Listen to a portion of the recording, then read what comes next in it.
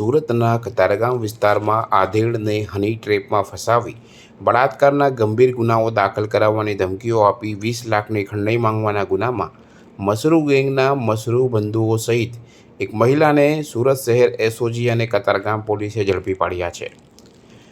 સૂત્રોથી જે માહિતીઓ મળી હતી તે મુજબ સુરતની કતારગામ પોલીસ અને સ્પેશિયલ ઓપરેશન ગ્રુપની ટીમે એક ફરિયાદ બાદ આ ઓપરેશન હાથ ધર્યું હતું।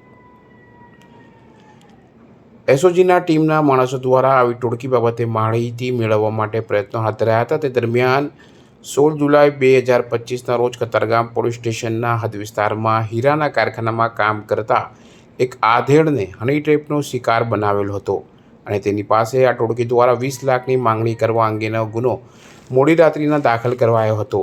જે ગુનામાં સંડોવાયેલા તમામ આરોપીઓને ઝડપી પાડવા માટે સૂચના અપાઈ હતી, જે અંતર્ગત ફરિયાદીને મળી તેની પાસેથી સમગ્ર ઘટના પોલીસે જાણી તે અંગે ઝીણવટભરી તપાસ કરતા આ ટોળકી દ્વારા મહિલા મારફતે હની ટ્રેપ કરવામાં આવેલ ત્યારે પુરુષ સભ્યો કોડવર્ડ ભાષામાં પેપર પહોંચી ગયેલ છે તેવા સાંકેતિક શબ્દો વાપરતા હતા, જેથી આ માહિતીના આધારે કુખ્યાત મસરૂ બંધુઓ અને તેમની ટોળકી આ દિશામાં દોરી જતા હતા અને ત્યારબાદ તેમનું કારનામું અંજામ આપતા હતા।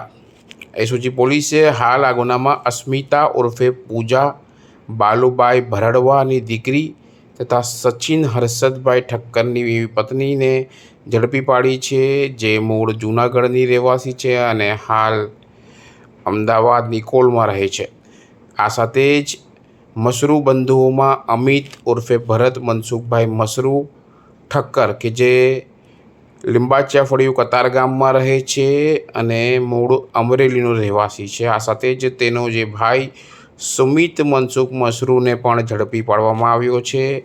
ઉલ્લેખનીય છે કે આ લોકોની મોડસ ઓપરેન્ડીની વાત કરવામાં આવે તો આ ટોળકી અમિત મસરૂ અને તેનો ભાઈ સુમિત મસરૂ ચલાવતા હતા। ટોળકીમાં અલગ અલગ મહિલાઓને સામેલ કરતા હતા। તે મહિલાઓ મારફતે તે નવા શિકાર શોધતા હતા। કોઈ પુરુષ મિત્રો સાથે મિત્રતા કેળવાઈ હોય વોટ્સઅપ મેસેજ કે વિડીયો કોલનો ઉપયોગ કરી તેઓને લલચાવી ફોસલાવી તેમના ઘર મકાન ફ્લેટ ખાતે બોલાવી તેમના અતરંગ પળો માણવાની ચેષ્ટા કરી। તે દરમિયાન તેઓના પ્લાન મુજબ મશરૂ બંધુઓ પોલીસ બની રેડ કરતા અને હની ટ્રેપનો શિકાર બનાવતા હતા, જ્યાં મહિલાઓ બદનામ કરવાના ડરે આ પુરુષોને લૂંટવાનું કામ કરતી હતી। હાલ એસઓજી પોલીસે આ બંનેને ઝડપી પાડ્યા છે, ત્યારે તેમની ગુનામાં અમિત ઉર્ફે મસરૂ પર ઉમરા પૂર્ણ કતારગામમાં ગુનાઓ નોંધાયા છે। સુમિત મસરૂ પર પણ ઉમરા અને કતારગામમાં ગુનાઓ નોંધાયા છે। ઉલ્લેખનીય છે કે આ એક સંગઠિત ટોળકી હોય અને નિર્દોષ વ્યક્તિઓને હની ટ્રેપમાં ફસાવતી હોય, પોતાની પોલીસ તરીકેની ખોટી ઓળખ આપી ગંભીર ગુનાઓમાં ફસાવી દેવા ડર પેદા કરી રકમ પડાવતી હોય, વારંવાર આ જ પ્રકારના ગુનાઓ આચરતી હોય, તેમના વિરુદ્ધ ઓર્ગેનાઇઝ ક્રાઇમ, સંગઠિત ગુના તથા બનાવટી દસ્તાવેજો અંગેની વિવિધ ગંભીર આજીવન કેદની સજા થાય તે માટેની કલમો એટલે કે ગુસ્સીટોક પણ દાખલ કરવાની કાર્યવાહી હાલ હાથ ધરવામાં આવી છે। કેમેરામેન સાબિર અલી સૈયદ સાથે કાદિર શેખ, કર્તવ્ય ગુજરાત ન્યૂઝ, સુરત।